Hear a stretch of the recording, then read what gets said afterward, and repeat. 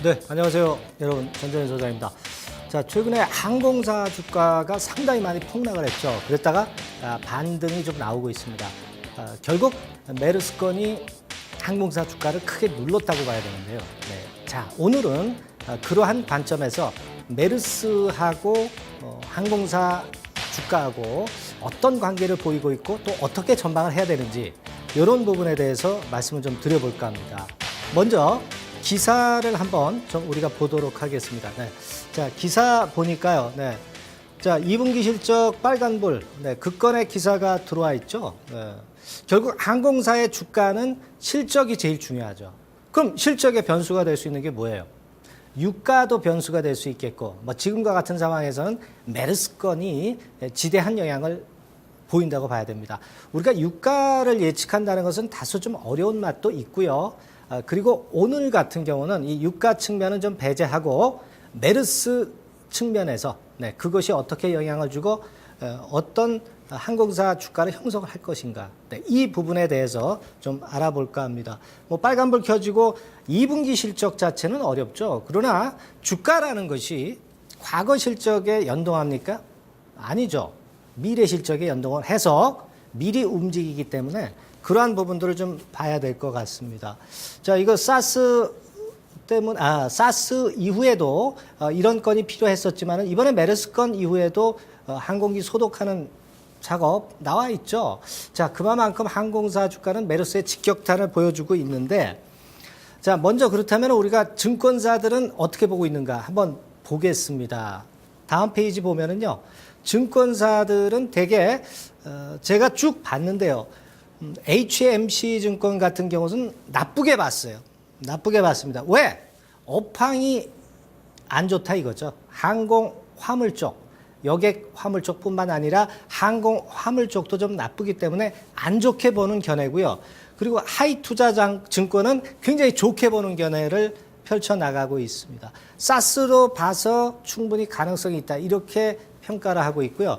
그리고 이제 대신증권 정도는 중립 의견이라고 보시면 될 것 같습니다. 그래서 7월 첫째 주까지 지켜보면서 중립적인 위치에서 투자 판단을 하자. 대개 이제 그런 식의 증권사 전망들이 나와 있습니다. 뭐 제가 보는 견해도 물론 있겠고요. 자, 이러한 증권사 전망이 나오고 있다는 것을 참고적으로 좀 아시고요. 우리가 그러자면 이제 과거에 사스 시절에 홍콩의 그 최대 항공사 커세이 퍼시픽, 이 항공사 주가 움직임을 좀 보는 게 필요하겠죠. 대개 사스 발생 이후에 1개월 정도의 저점을 찍었어요. 근데 한 번만 찍은 건 아닙니다. 두세 번 찍었죠. 그렇죠. 잘 보세요. 한 번 찍고 끝난 건 아닙니다. 근데 우리 대한항공 주가나 아시아나 같은 경우 한 번 정도 찍었죠. 그렇죠. 그러니까 그것이 이제 키포인트가 될 수 있는 부분이고, 대개 회복까지 3개월 정도 소요가 됐고, 완벽하게 올라오는데 한 6개월 정도 걸렸다. 뭐 한 1분기 정도 걸렸다. 그런 그런 사례들로 나타났고요.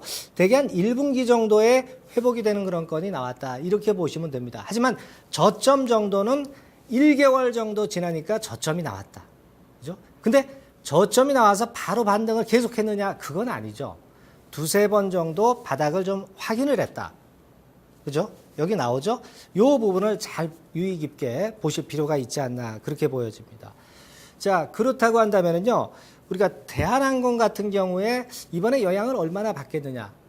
사스 건 이전에는 좀 일단 다르다고 봐야 되겠지만, 메르스 건 같으면은요, 아무래도 이 장거리 노선은 그렇게 크게 영향을 안 받을 겁니다. 중국에서 들어오는 인바운드 수요가 줄어드는 거 아닙니까? 메르스의 문제가. 그렇다고 한다면 중국 비중이 대한항공은 적습니다. 그죠? 그 다음 볼까요? 아시아나 같은 경우 볼까요? 아시아나는 중국 비중이 상당히 높죠. 그러니까 되게 이런 단거리 노선에 아시아나가 더 불리하다, 이렇게 봐야 돼요. 장거리 노선을 갖고 있는 대한항공은 그다지 그렇게 불리하지 않다. 그러나 사실 주가 측면에서는 반대가 될 수도 있죠. 많이 내렸다가 올라오는 거는 그러면 아시아나가 더 빠를 수가 있다는 논리로도 볼 수가 있는 겁니다. 이런 차이점이 있다는 거 좀 생각해 보실 필요가 있겠고요. 사스 때 과연 어땠을까, 주가. 다음 그림 한번 볼까요? 사스 이후에 대한항공은 코스피 지수 대비해서 상당히 좋았습니다. 자, 다음 그림 보면 아시아나항공 볼까요? 아시아나항공은 코스피보다 약했죠. 코스피보다 약했어요. 사실 이런 부분으로 본다면 대한항공이 더 낫지 않느냐, 이렇게 볼 수 있습니다. 예. 하지만 대한항공은 약점도 또 있어요. 뭐 예를 들면 한진이 한 7.9% 정도 대한항공 지분을 갖고 있거든요. 이게 물량이 나올 게 있습니다. 오버행 이슈가 좀 있죠. 이 부분이 나중에 걸림돌은 될 수 있기 때문에 그 부분도 좀 짚어보실 필요가 있습니다. 그걸 생각해 보실 필요가 있겠고요. 자, 지금 현재 다음 그림 한번 보시면 메르스하고 대한항공 주가가 지금 현재 어떻게 전개가 됐는가가 나와 있죠. 자, 아까 우리가 커세이 퍼시픽 주가 봤습니다. 마찬가지예요. 메르스 발생 이후에 대한항공 주가도 1개월 있다가 저점을 찍었죠. 커세이 퍼시픽도 사스 때 그러했던 모습이고요. 그리고 저점을 한 번만 찍었어요. 한 번. 그럼 여기서 완전히 회복된 모습으로 볼 수는 없다는 거예요. 제 견해는. 또다시 한 번 흔드는 과정이 전개가 될 개연성이 상당히 높습니다. 이 부분을 좀 생각하셔야 됩니다. 7월 달 초에 실적건에 대한 약간의 그 6월 달 실적건에 대한 데이터가 나오기 시작합니다. 물론 8월 초순이나 중순 때 실적 발표는 됩니다. 하지만 미리 7월 초에 데이터가 나오거든요. 그러니까 그때 한번 흔들 수가 있겠고요. 8월 초중순의 실적 발표 이전에 또 한번 흔들 수가 있는 겁니다. 그래서 지금은 메르스가 꺾였다고 해서 바로 진입하는 시기는 저는 아니라고 볼 수가 있다는 거죠. 커세이 퍼시픽 주가에서도 우리가 사스 때 봤지만 두세 번 정도 흔드는 과정이 반드시 있다는 겁니다. 또 유가 자체도 문제가 되잖아요. 지금 뭐 이란의 핵 협상건도 사실 우리가 대한항공사의 주가를 흔들 수 있는 요소가 될 수도 있단 말이에요.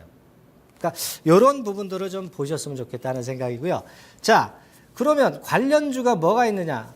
뭐 뻔하죠. 뭐 대한항공, 아시아나항공, 한진칼, TA홀딩스, AK홀딩스. 그죠?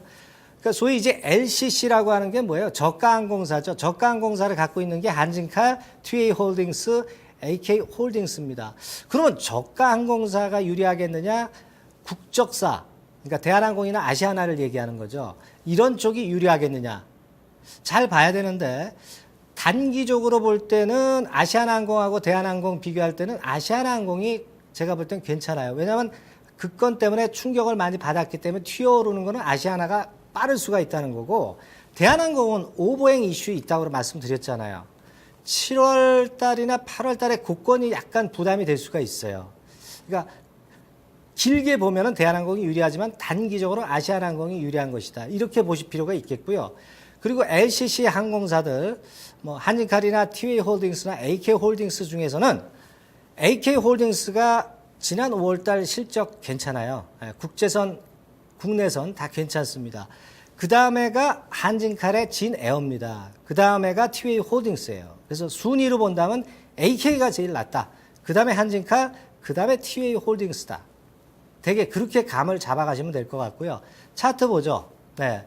뭐 차트, 제가 말씀드린 내용에 좀 집중을 하시고 차트는 지금 참고적으로 보시는 거예요. 대한항공은 7월, 8월에 오버행 이슈가 있기 때문에 고건을 잘 감안하셔야 될 것 같다. 다만 우리가 매수 시기를 본다면 항공사 주가는 같이 움직일 가능성이 높고, 대개 7월 중순이나 7월 말 정도가 매수하시기에 가장 적합한 쌍바닥 시점이 나오지 않겠는가. 저는 그렇게 보고 싶어요. 다음 그림, 아시아나항공. 마찬가지 개념이죠. 아까 설명드렸고, 다음 그림입니다. 자, 한진칼, 진에어 갖고 있지만 2위 정도로 보시면 되겠고요. 그 다음, TA홀딩스. 제일 약하죠? 3위 정도의 실적을 갖고 있습니다. 근데 차트상으로는 TA홀딩스가 오히려 조금 가볍게 움직일 수도 있어요. 그 다음 그림, AK홀딩스. LCC 쪽에서는 AK홀딩스가 실적도 괜찮고 제일 나아 보입니다. 제 말씀 참조하셔서 시점 잘 잡으시기 바랍니다. 감사합니다.